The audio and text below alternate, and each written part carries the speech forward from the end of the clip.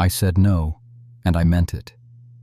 The words hung in the dusty air of the saloon like a death sentence. Clara's weathered hands trembled as she clutched the crumpled telegram, her pale blue eyes fixed on the towering figure of Jake Morrison. His jaw was set like granite, those storm-gray eyes that had once looked at her with such tenderness now cold as winter steel.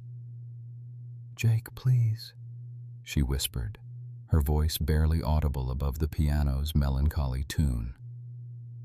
"Before we embark on this incredible journey together, I have a small heartfelt favor to ask.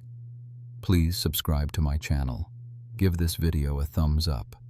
It costs you nothing but means the world to me. And let me know in the comments which beautiful corner of the world you're watching from. Your support truly makes all the difference." "There ain't nothing more to discuss." He turned his back on her, his broad shoulders rigid beneath the worn leather vest. "Pack your things. The morning stage leaves at dawn." Clara's breath caught in her throat. After everything they'd been through, after the way she'd saved his life, after the nights by the fire when her silence had somehow spoken louder than words ever could, was this really how it would end? The saloon doors swung open with a violent crash, and 3 men in black coats stepped through. Their spurs clinked ominously against the wooden floor as they scanned the room, their hands resting on their gun holsters. The piano music stopped abruptly. "We're looking for Jake Morrison," the tallest one announced, his voice carrying the authority of someone accustomed to being obeyed. Clara felt her heart stop. These were the men from her past, the ones she'd been running from all along, the ones who'd discovered what she knew, what she'd witnessed back east. They'd found her, just as she'd always feared they would. Jake's hand moved instinctively to his Colt .45, but Clara stepped forward, positioning herself between him and the strangers. For the first time in months, she opened her mouth to speak, her voice rusty from disuse but clear as a church bell. "I'm the one you want." The transformation in Jake's face was instantaneous. Shock, understanding, and something that looked dangerously close to betrayal flashed across his features. Clara had been keeping secrets, and now those secrets had walked through his door, armed and dangerous. But it was too late for explanations. Too late for the truth she should have told him weeks ago. The silent girl who had wandered into his life and turned his world upside down was about to disappear forever, unless Jake Morrison was willing to fight for a woman whose voice he was hearing for the very first time. How had Clara Whitmore ended up in the middle of nowhere, collapsed beside a dusty road in Montana territory, with nothing but the clothes on her back and a desperate secret burning in her chest? 3 days earlier, she'd stepped off the train in Deadwood with a forged ticket and stolen papers, her tongue still heavy with the silence that had become her only protection. Back in Boston, speaking had meant death. Here in the Wild West, she prayed silence might mean survival. But survival was proving harder than she'd imagined. The merciless August sun beat down on her as she stumbled along the rutted path toward what the station master had called Willow Creek, a town so small it barely deserved the name. Her fashionable Boston boots, designed for cobblestone streets and parlor visits, were already torn and bloodied. Her traveling dress, once pristine navy blue, was now dusty brown and stained with sweat. Clara had been walking for 2 days, living on wild berries and creek water, when her strength finally gave out. She collapsed beside a weathered fence post, her vision blurring as dehydration and exhaustion took their toll. Through her fading consciousness, she heard the steady clip-clop of horse hooves approaching. "Well, I'll be damned." The voice was deep, gravelly, tinged with the kind of wariness that came from too many years of hard living. Clara forced her eyes open to see a man dismounting from a magnificent black stallion. He was tall and lean, built like someone who'd spent his life working with his hands. His dark hair was longer than fashionable, curling slightly at the collar of his faded blue shirt. A day's worth of stubble shadowed his angular jaw, and when he knelt beside her, she caught a glimpse of eyes the color of storm clouds. Miss, can you hear me?" Clara tried to speak, tried to tell him she was fine, that she didn't need help, that he should just ride on and forget he'd ever seen her. But her throat was parched, her lips cracked, and the words wouldn't come. Instead, she managed only a small nod. The cowboy, for that's surely what he was, with his worn leather chaps and the Colt 45 strapped to his hip, studied her with those piercing gray eyes. "You're burning up with fever, and you look like you ain't eaten in days. What's a lady like you doing out here alone?" Clara opened her mouth, then closed it again. How could she explain without revealing too much? How could she tell him about the men who were hunting her, about the murder she'd witnessed in her uncle's study, about the judge who'd been bought, and the witnesses who'd disappeared one by one? "Cat got your tongue?" The cowboy's voice was gentle despite his gruff appearance. "Well, no matter. Can't leave you out here to die."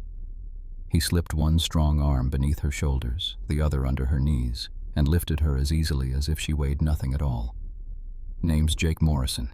I've got a ranch about 5 miles from here. You can rest up, get some food in you, and figure out where you need to go from there." As he settled her onto his horse, Clara felt something she hadn't experienced in months. Safety. This stranger's arms felt like a fortress against the world that was hunting her. But safety was an illusion she couldn't afford to believe in. Jake Morrison had no idea he'd just rescued the most wanted woman in 3 territories. Jake Morrison had built his life around predictable routines, and rescuing mysterious women definitely wasn't part of his usual Tuesday afternoon. As he guided his horse toward the modest ranch house he'd constructed with his own hands, Jake found himself stealing glances at the woman cradled in his arms. She was conscious now, but still silent, her pale blue eyes taking in everything. The rolling hills dotted with cattle, the split-rail fences, the weathered barn where his prized horses sheltered from the heat. She was clearly educated, clearly from money, judging by the quality of her torn dress and the refined way she held herself even in her weakened state. What the hell was a Boston lady doing collapsed on a dirt road in Montana? "Almost there," he murmured, more to fill the silence than anything else. The woman turned those startling blue eyes up to him, and for a moment Jake felt something shift in his chest, something that had been frozen solid for the past 3 years.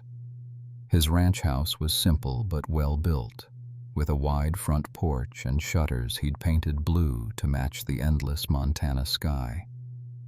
It wasn't much, but it was his, bought with cattle money and sweat equity after the war had taken everything else from him. "Can you walk?" he asked as they reached the front steps. She nodded and attempted to stand, but her legs buckled immediately. Without hesitation, Jake swept her back into his arms and carried her inside. The interior was sparse but clean. A stone fireplace dominated one wall. A simple wooden table and 2 chairs occupied the center of the room, and a narrow staircase led to what must be a bedroom loft. Everything spoke of a man living alone, making do with necessities and nothing more. Jake settled her onto the worn leather sofa near the fireplace. "I'll get you some water and something to eat. Then we'll see about getting you cleaned up and figuring out your situation."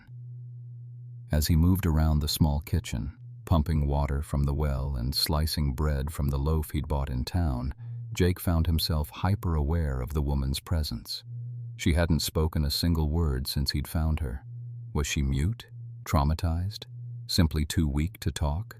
He returned with a cup of cool water and a plate of bread, cheese, and dried beef. "Here. Start slow, your stomach's probably not ready for much." She accepted the water gratefully, drinking in small, careful sips. When she reached for the bread, Jake noticed her hands were shaking, and not just from weakness. There was fear there, bone deep and familiar. He'd seen that same look in the mirror for months after Andersonville. "What's your name?" he asked gently. She opened her mouth, then closed it again. Her brow furrowed as if she were struggling with something internal. Finally, she took a piece of paper from her torn reticule and wrote carefully, "Clara." Just Clara. No last name, no explanation. Jake studied her delicate handwriting, noting the expensive education it revealed. "Clara, pretty name." He settled into the chair across from her. "You don't talk much, do you?" She shook her head, then wrote again. "Thank you for helping me." "Where were you headed?" "Anywhere but where I came from." The words hit Jake like a physical blow. He knew that feeling, the desperate need to escape, to put distance between yourself and the ghosts that haunted your past. After the war, after losing Sarah and the baby, he'd felt the same way. "Well, Clara," he said finally, "you're welcome to stay here tonight. Get your strength back. But I should warn you, I'm not much for company. Haven't had a woman in this house since—" He stopped himself. Since Sarah died giving birth to their son, who'd lived only 3 hours. Since Jake had buried them both under the old oak tree behind the house and sworn he'd never let himself care about anyone again. "Since my wife passed," he finished quietly. Clara's eyes filled with understanding and something that might have been sympathy. She wrote, "I'm sorry for your loss." As night fell and Jake showed Clara to the small guest room he'd never thought he'd use, he couldn't shake the feeling that this silent woman was going to complicate his carefully ordered life in ways he wasn't prepared for. But what he didn't know was that Clara Whitmore wasn't just running from heartbreak. She was running from men who killed to keep their secrets safe. The sound of Clara moving around downstairs before dawn told Jake Morrison that his unexpected house guest was either feeling much better or planning to disappear into the morning mist. He found her in his kitchen, fully dressed despite the early hour, attempting to work his ancient coffee pot with the concentration of someone solving a mathematical equation. She'd managed to wash her face and hands, and someone had braided her long auburn hair into a practical plait that hung down her back. In the soft morning light filtering through his windows, she looked less like a broken refugee and more like, well, like a woman who belonged in his kitchen. That thought sent a jolt of panic through Jake's chest. "Morning," he said gruffly, taking the coffee pot from her hands. "This thing's got a trick to it." Clara stepped back, giving him space but not leaving the kitchen. She'd written something on a piece of paper, which she now handed to him. "I should go. I've imposed on your kindness enough." "Where exactly would you go?" Jake asked, spooning coffee grounds into the pot with more force than necessary. "Nearest town is Willow Creek, and that's barely more than a trading post and a saloon. After that, it's 50 miles to anything resembling civilization," she wrote. "I have some money. I can find work." Jake almost laughed, but caught himself when he saw the serious determination in her eyes. "Miss Clara, I don't know what kind of work you think you're going to find out here, but unless you can rope cattle or shoot rustlers, your options are mighty limited." A blush crept up her neck at his implication, and Jake immediately regretted his bluntness. Women like Clara, educated, refined women, they ended up in saloons, or worse when they ran out of options in places like this. The thought of those delicate hands serving whiskey to drunken cowhands, or, God forbid, doing other things for money, made his jaw clench. "Look," he said, his voice softer now, "I could use some help around here. Haven't had a decent meal since, well, in a long time. Place could use a woman's touch, and I'm not exactly skilled with a needle and thread." Clara tilted her head, studying him with those perceptive blue eyes. She wrote, "You don't need help. You're just being kind." Jake found himself caught between admiration for her perceptiveness and frustration with her stubbornness. "Maybe I am being kind, but I'm also being practical.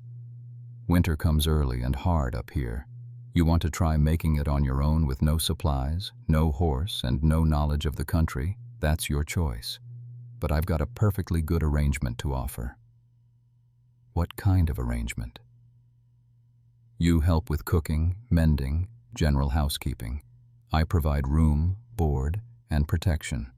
Nothing improper," he added quickly, seeing the wariness in her expression. "You'd have your own space, your own privacy.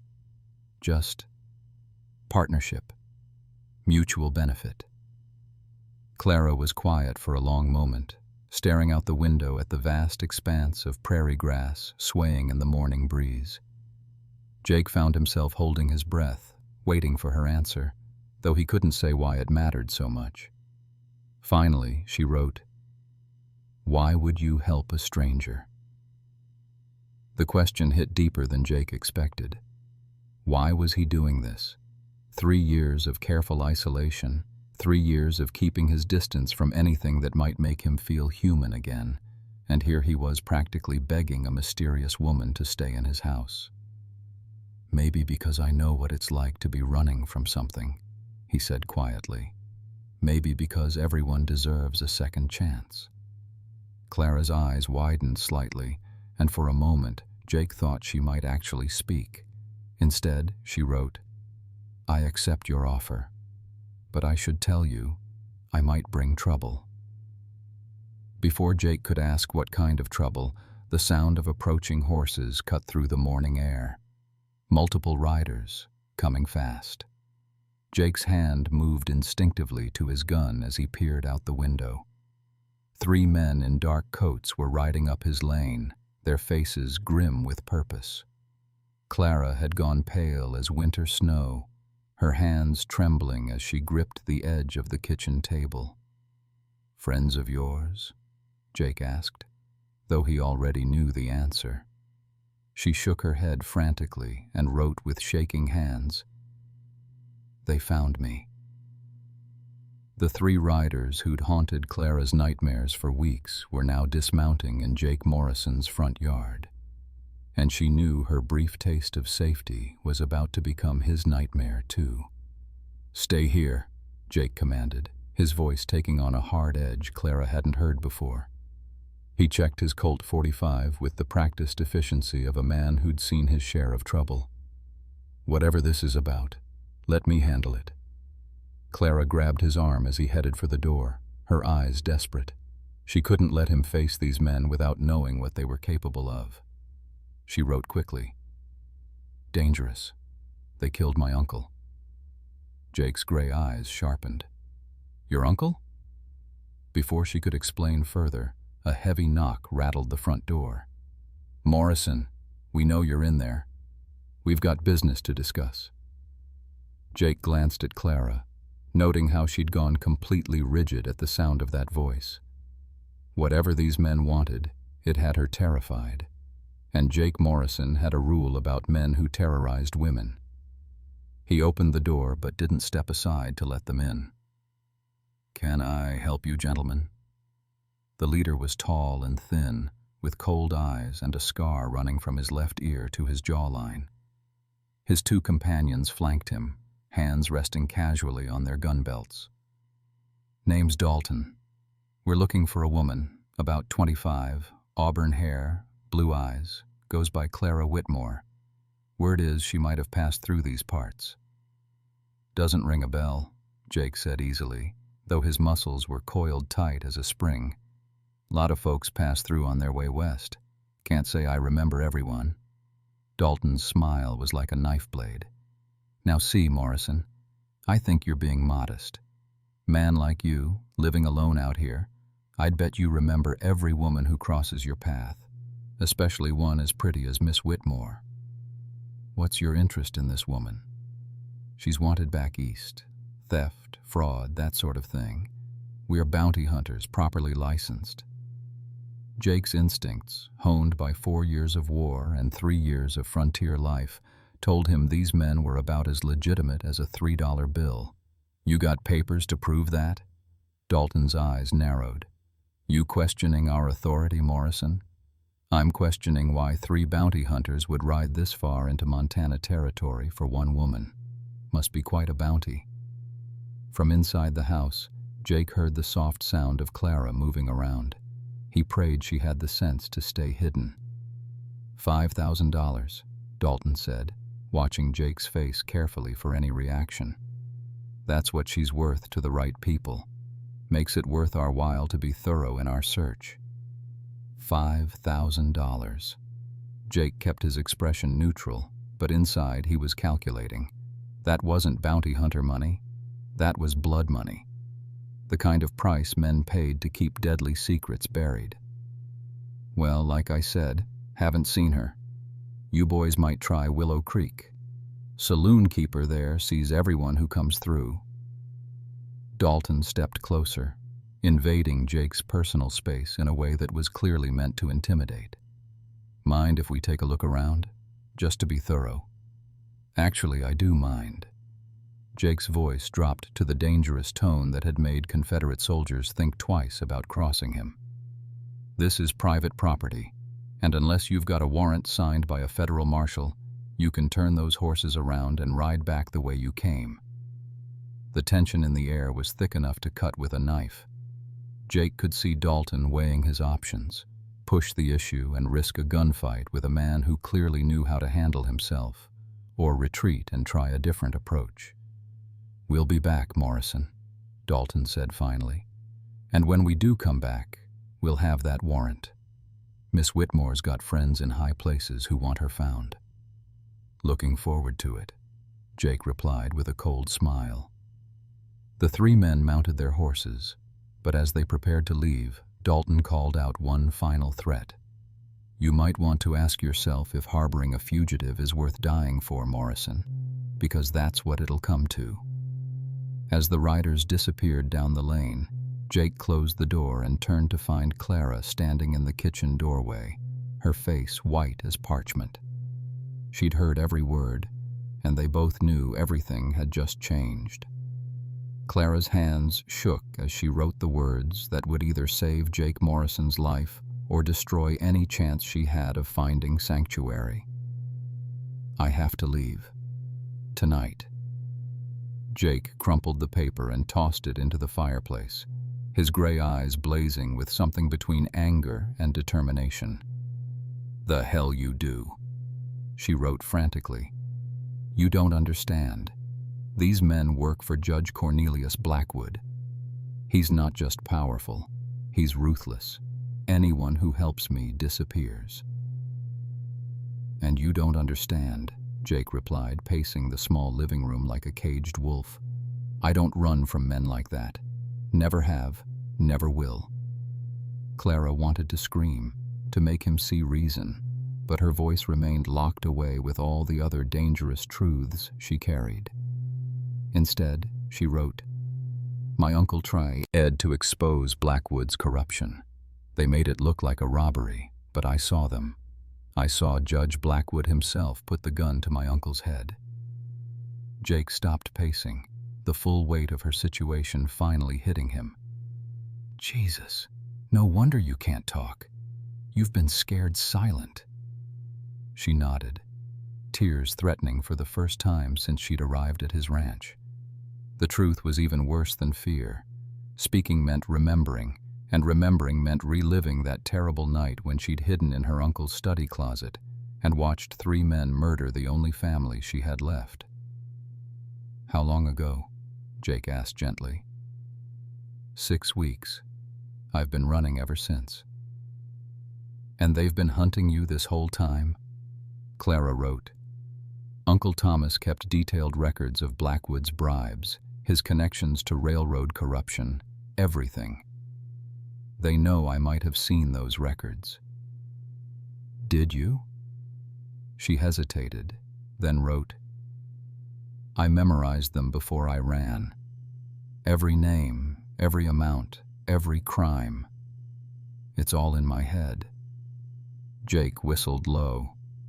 "Clara, honey, you're not just a witness. You're a walking death sentence to some very powerful men." The endearment slipped out before Jake could stop it. and Clara felt a dangerous warmth spread through her chest. This man barely knew her, yet he was willing to risk everything to protect her. It was more than she deserved and far more than she could ask. "That's why I have to go," she wrote desperately. "Before they come back with more men. Before they hurt you. And where exactly are you planning to go? They found you here. They'll find you anywhere." Clara stared at the paper, her mind racing through options that all led to the same dead end. She had no family left, no friends who weren't connected to her uncle's social circle, no safe haven that Blackwood's money couldn't reach. Jake knelt in front of her chair, taking her ink-stained hands in his calloused ones. "There's another option, one you might not have considered." She raised her eyebrows in question. "We fight back," he said simply. "We take what you know and find someone who can do something with it. A federal marshal, a newspaper editor, someone outside Blackwood's influence." Clara shook her head vehemently and wrote, "Too dangerous. They've already killed witnesses. A federal marshal in Denver disappeared 2 weeks ago. Anyone who gets involved ends up dead. Then we make sure we're the ones left standing." The quiet confidence in Jake's voice made Clara's heart skip. She could see the soldier he'd once been in the set of his shoulders, the steady resolve in his storm-gray eyes. But she'd already cost one good man his life. "Why?" she wrote. "Why would you risk this for me?" Jake was quiet for a long moment, his thumbs tracing gentle circles on the backs of her hands. 3 years ago, I came home from the war to find my wife Sarah in labor. Our son, he was coming too early. I rode 20 miles for the doctor, but by the time we got back, he stopped, his jaw working. They both died while I was gone. And I swore I'd never again stand by and watch someone I cared about suffer, when I could do something to help." Clara's eyes filled with tears at the raw pain in his voice. She pulled one hand free to write, "I'm not your responsibility." "Maybe not," Jake said, standing and moving to the window to check the horizon. "But you're here and you need help, and I'll be damned if I let those bastards take another good person while I'm watching." As evening settled over the ranch, Clara found herself caught between terror and something dangerously close to hope. For the first time in weeks, she wasn't facing her demons alone. But she had no idea that Judge Blackwood's men were already planning their next move, and it would test both their resolve and their growing trust in ways neither was prepared for. The attack came at midnight, just as Clara had feared it would, with the whisper-soft sound of boots on the front porch and the barely audible click of the door latch being tested. Clara was instantly awake, her months of running having trained her to sleep with one ear open. From her position in the small guest room, she could see Jake's shadowy figure moving silently down the stairs, his Colt .45 gleaming in the moonlight streaming through the windows. 3 soft taps on the glass of the kitchen window, a signal, then another set from the barn. They had the house surrounded. Clara's heart hammered as she crept to her window and peered out. At least 6 men were positioned around the ranch, moving with military precision. These weren't bounty hunters, they were hired killers, and they'd come prepared for war. A floorboard creaked below as Jake positioned himself behind the heavy oak table. Clara knew she should stay hidden, should let him handle this like he'd insisted. But she also knew something Jake didn't. These men had orders to kill everyone in the house and make it look like a robbery gone wrong.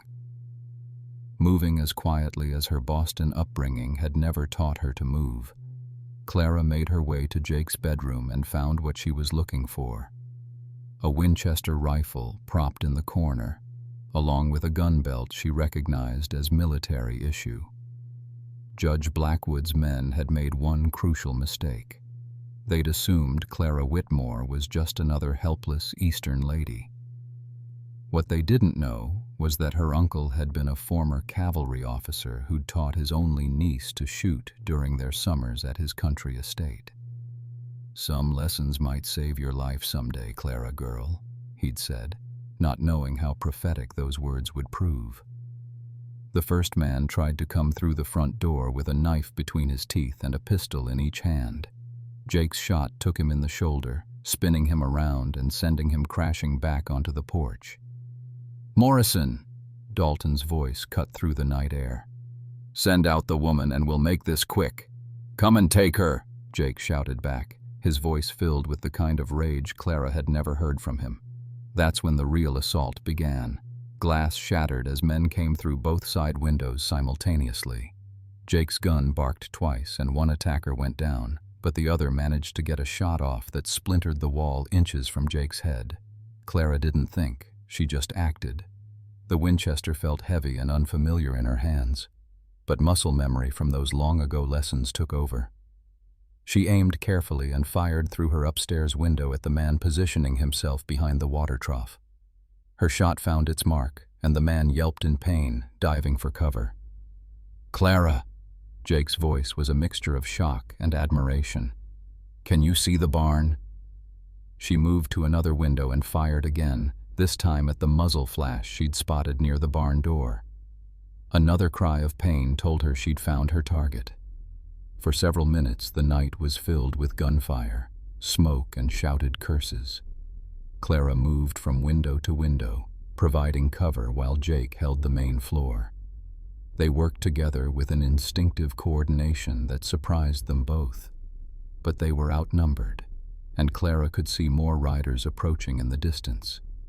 Reinforcements. "Jake!" she called out, forgetting in her desperation that she'd been silent for weeks. "More coming!" The sound of her voice seemed to galvanize Jake into action. He fired 3 quick shots to keep their attackers pinned down, then bounded up the stairs 3 at a time. "We're getting out of here," he said, grabbing ammunition and supplies with practiced efficiency. "Can you ride?" "Yes," Clara said, her voice rusty but clear. "But Jake, they'll follow us. They'll never stop." "Then we'll make sure they can't follow," Jake replied grimly, pulling on his leather jacket and holstering extra weapons. "I know this country better than they do, and I know somewhere we can hole up until we figure out our next move." As they prepared to escape into the Montana wilderness, Clara realized that something fundamental had changed between them during the firefight. They were no longer strangers bound by temporary circumstances. They were partners, united by necessity and something deeper that neither was ready to name. But Judge Blackwood's men were closing in, and the real test of their partnership was just beginning. The hidden cave Jake led them to was carved deep into the rocky hillside, invisible unless you knew exactly where to look, and Clara found herself wondering how many other secrets this mysterious cowboy was keeping. They'd ridden hard for 3 hours through moonlit canyons and treacherous mountain passes, Jake's stallion carrying them both while his spare mount followed behind, loaded with hastily grabbed supplies. Clara's arms had been wrapped around Jake's waist the entire time, her cheek pressed against his broad back, and she'd found herself oddly comforted by the steady rhythm of his heartbeat, despite the danger pursuing them. "Used to hide out here during my drinking days," Jake explained as he helped her down from the horse. "After Sarah died, I spent the better part of a year trying to drown my sorrows. When that didn't work, I'd come here to sober up before going back to the ranch." The cave was larger than it appeared from outside, with a narrow entrance that opened into a spacious chamber complete with a small underground spring and evidence of previous occupation, a fire ring, some basic supplies stored in wooden crates, even a stack of dry firewood. "It's perfect," Clara said, her voice still strange to her own ears after weeks of silence. "They'll never find us here." Jake busied himself building a fire, but Clara could sense the tension radiating from him. Something about her speaking seemed to have unsettled him more than the gunfight had. "So," he said finally, not looking at her as he coaxed flames from the kindling, You going to tell me why you really stop? Ped talking. Clara wrapped her arms around her knees, staring into the growing fire. I told you, fear. That's part of it, maybe. But there's more. She was quiet for so long that Jake thought she might retreat back into silence. When she finally spoke, her voice was barely above a whisper. The night my uncle was murdered, I was hiding in his study closet. I heard everything they said to him before they killed him. Judge Blackwood told him that voices have a way of going silent when they say the wrong things. Then he pressed the gun to Uncle Thomas's temple and said, "This is what happens to people who talk too much." Jake's hands stilled on the firewood. So you decided not to talk at all? I decided to stay alive, Clara corrected. Speaking felt like tempting fate. Like if I stayed silent, maybe I could become invisible. Maybe they'd forget I existed. But they didn't forget. No. They knew I'd been staying with Uncle Thomas. They knew I might have seen his records, might have overheard conversations. So they started hunting. Clara's voice grew stronger with each word, as if speaking the truth was giving her back pieces of herself she'd thought were lost forever. I've been running for 6 weeks, Jake. Sleeping in haystacks, stealing food when I had to, always looking over my shoulder. Jake finally turned to face her, the firelight casting shadows across his angular features. Why didn't you go to the authorities? Because Judge Blackwood owns the authorities, at least the ones that matter. He's been systematically corrupting officials for years, judges, marshals, railroad commissioners. Anyone with the power to stop him either works for him or ends up dead. What about federal authorities? Someone from outside his influence? Clara's laugh was bitter. I tried. I sent a telegram to a federal marshal in Denver, thinking I could arrange to meet him safely. He was found dead in his hotel room 2 days later. Apparent heart attack. The desk clerk said 3 men in dark coats had visited him the night he died. Jake was quiet for a long moment, absorbing the full scope of what Clara was up against. No wonder you're scared.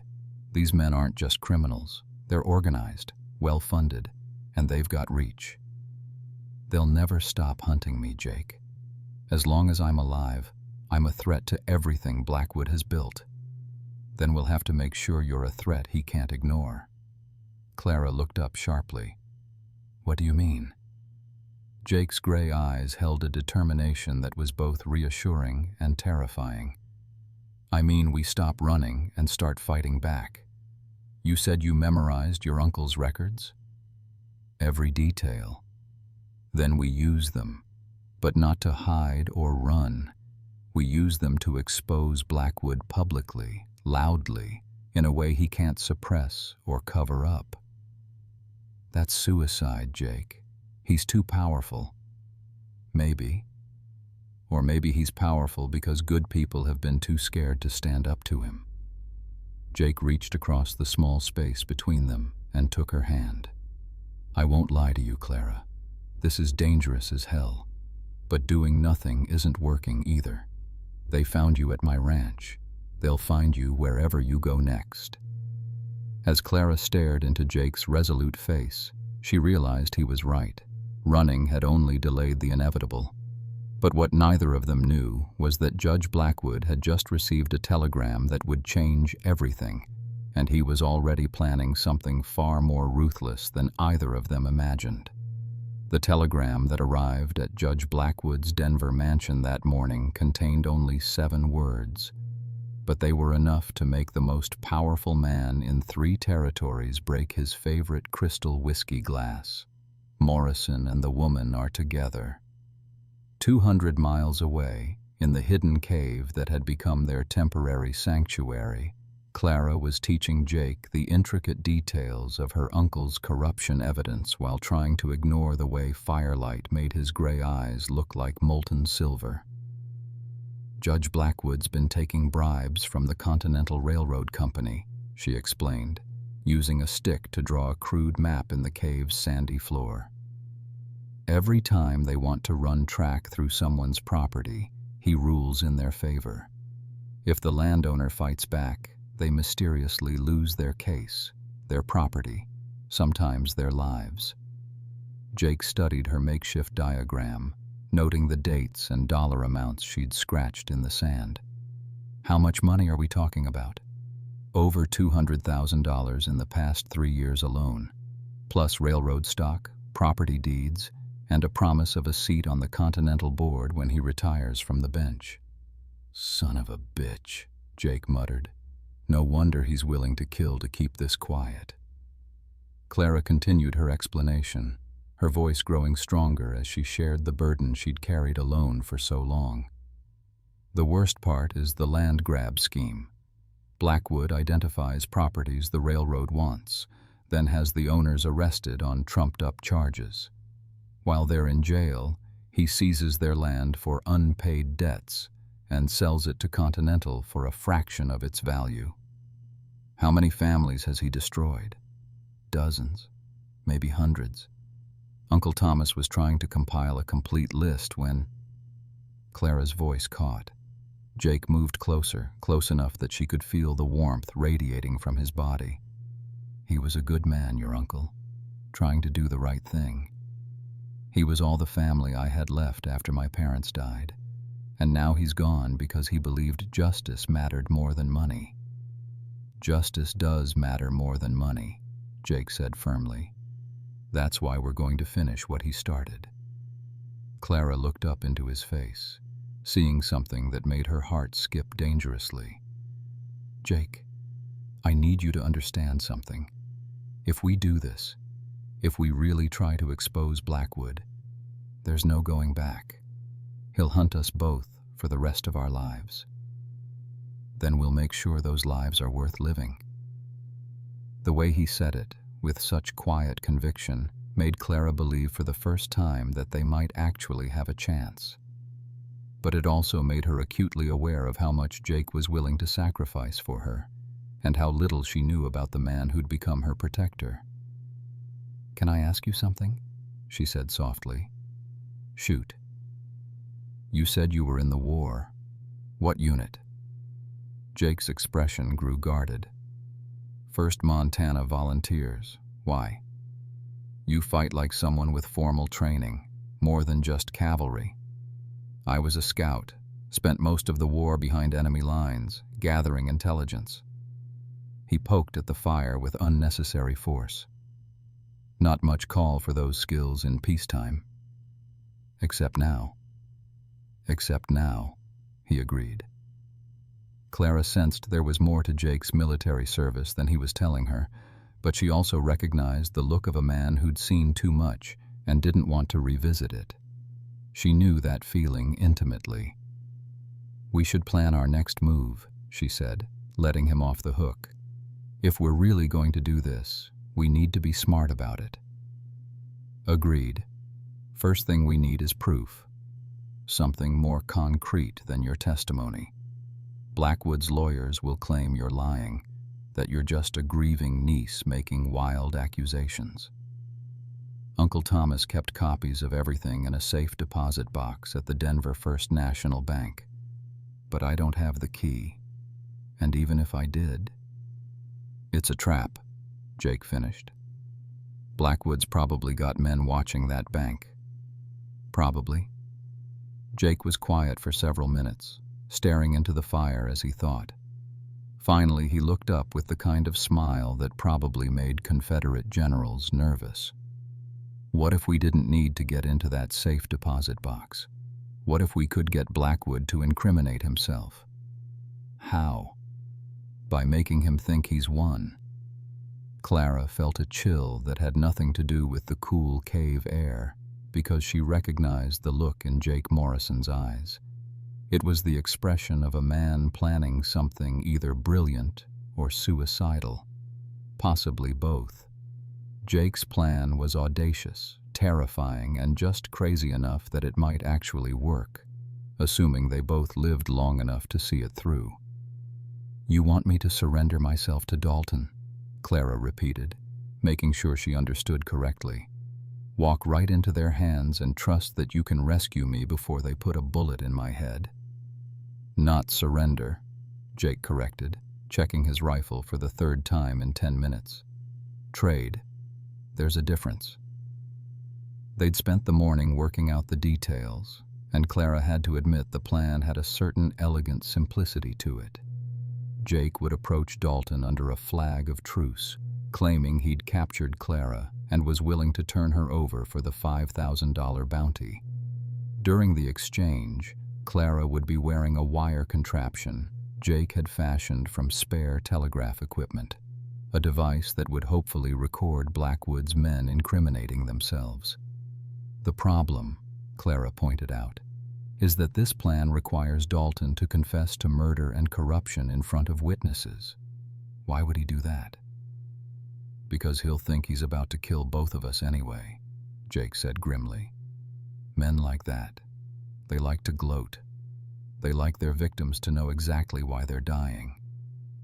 Clara shuddered. "And if you're wrong? If they just shoot me on sight?" Jake's hands stilled on his weapon. "Then I'll make sure they follow you into hell within the hour." The quiet promise in his voice made Clara's chest tighten. Over the past few days, she'd watched Jake transform from a grief-stricken recluse into something harder, more dangerous. The man preparing to risk everything for her was someone who'd clearly seen his share of violence and wasn't afraid to embrace it again if necessary. "There's one more thing we need to discuss," Clara said carefully. "After this is over, assuming we survive, what happens then?" Jake looked up from cleaning his coal, T-45, his gray eyes unreadable. "What do you mean?" "I mean, what happens between us? This partnership we've formed. Is it just about surviving? Or is it something more?" The question hung in the cave's air like smoke from their dying fire. Clara had been fighting her growing feelings for Jake for days now, telling herself it was just gratitude, just the intensity of their shared danger. But sitting across from him in the flickering firelight, seeing the way his calloused hands moved with such precision, remembering how safe she'd felt in his arms during their midnight ride, she knew it was much more than gratitude. "Clara," Jake said quietly, "I'm not a good bet for a woman like you. I'm carrying too much baggage, too many ghosts. And I'm carrying a death sentence from one of the most powerful men in the territory," Clara countered. "I'd say we're evenly matched in the baggage department." Jake's laugh was short and humorless. "You don't understand. After Sarah died, I swore I'd never let myself care about anyone again. It hurt too much to lose them." "But you do care," Clara said softly. "You wouldn't be risking your life if you didn't. That's what scares me." Clara felt her heart break a little at the vulnerability in his voice. This strong, capable man who faced down armed killers without flinching was terrified of the possibility of love. "Jake," she said, moving closer to him, "I can't promise we'll both survive what's coming. But I can promise that if we do, I'm not going anywhere. Whatever this is between us, whatever it becomes, I want to find out." Jake looked into her blue eyes for a long moment, and Clara could see the war being fought behind his gray ones, fear battling hope, past pain wrestling with present possibility. "If we're doing this," he said finally, "if we're really going to try to take down Blackwood and see what happens between us afterward, then there's something you need to know about me first." "What?" Jake was quiet for so long that Clara thought he might have changed his mind about telling her. When he finally spoke, his voice was barely above a whisper.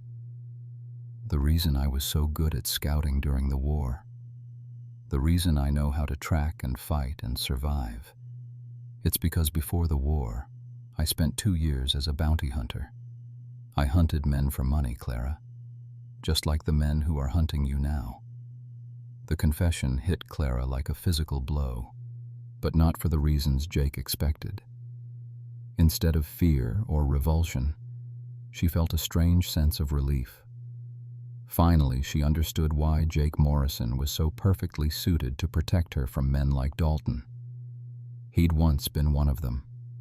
The weight of Jake's confession settled between them like a loaded gun, and Clara could see him preparing for her rejection, his body tensing as if expecting a physical blow. "How many men did you bring in?" she asked quietly. Jake's gray eyes flicked to hers, surprise replacing the defensive wariness. "You're not running? I asked you a question." 17. Over 2 years. His voice was flat, emotionless. Most were wanted for murder, robbery, rape. I told myself I was cleaning up the frontier, making it safer for decent folks. What changed? Jake stared into the dying fire, lost in memories that clearly brought him no peace. There was this kid, couldn't have been more than 19. He'd supposedly killed a shopkeeper during a robbery in Cheyenne. The bounty was decent, and the evidence seemed solid, so I tracked him for 3 weeks into Colorado territory. Clara waited, sensing this was a story Jake had never told anyone. When I finally cornered him, he was half dead from exposure, delirious with fever. As I was tying him up, he kept rambling about his sister, about how he'd been trying to get medicine for her, how the shopkeeper had refused to give him credit even though their family had been customers for years. He was innocent?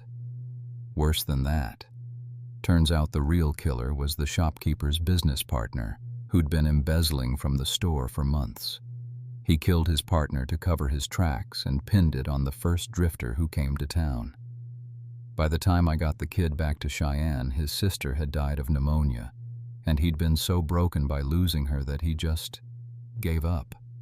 Stopped eating, stopped talking, died in jail 3 days before his trial. Clara felt tears sting her eyes at the pain in Jake's voice. "That's when you quit?" That's when I realized I wasn't hunting criminals. I was hunting victims. Men who were desperate, afraid, just trying to survive in a world that didn't give a damn about them. Jake looked up at her, his eyes haunted. "Just like you."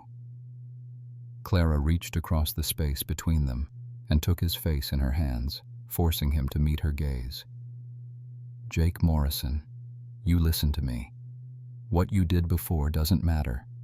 What matters is the man you chose to become after, the man who saved my life, who's willing to risk everything to help me find justice." "Clara, no, let me finish." Her voice was strong, certain. "You want to know the difference between you and men like Dalton? When you realized you were on the wrong side, you stopped. You changed. You built a life based on helping instead of hurting. That takes more courage than any gunfight." Jake searched her face, looking for any sign of fear or disgust.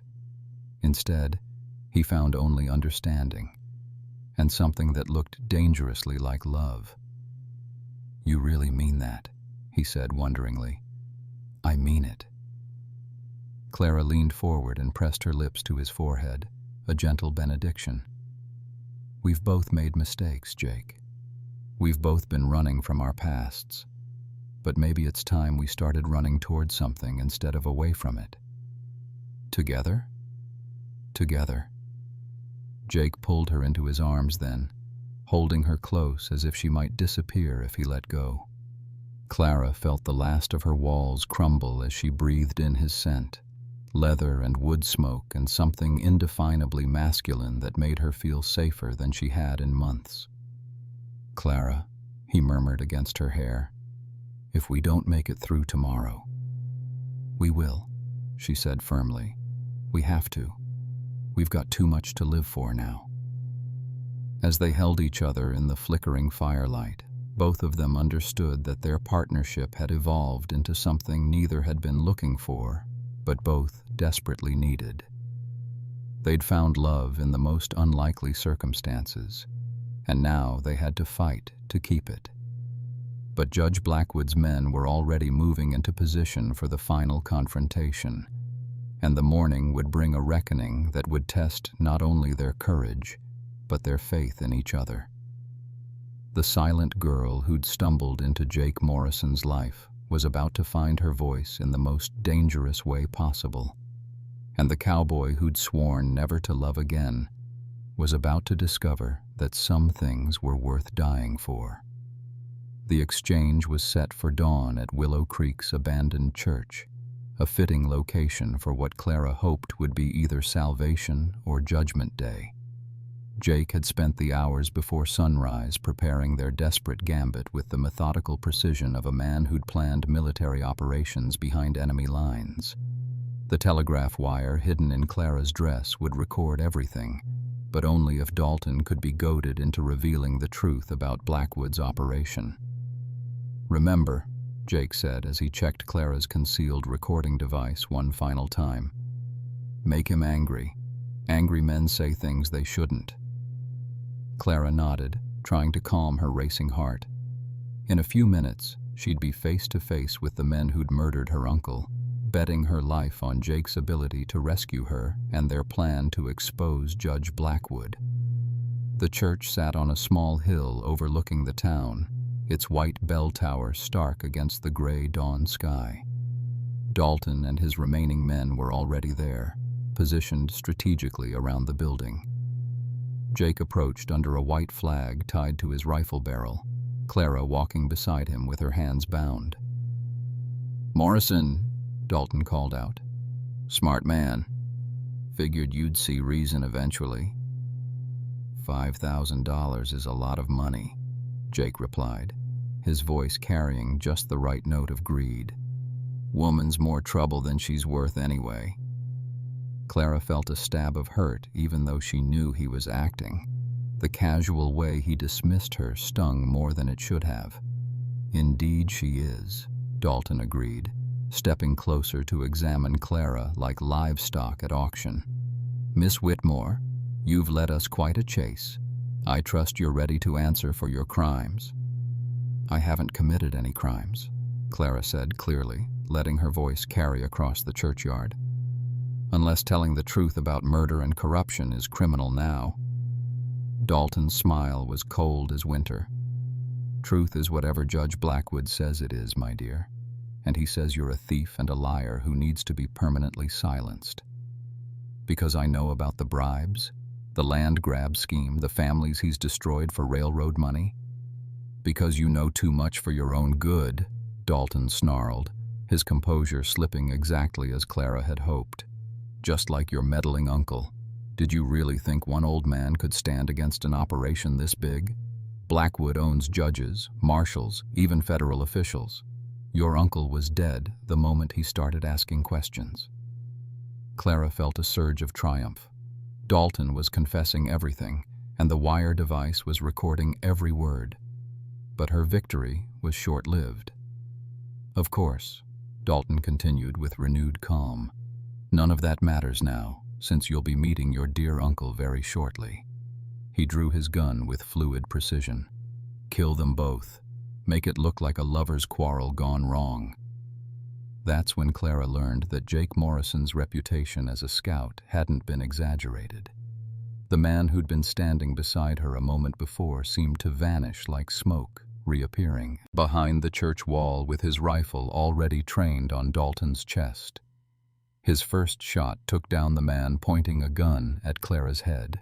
His second sent Dalton diving for cover behind a gravestone. "Clara, the bell tower!" Jake shouted.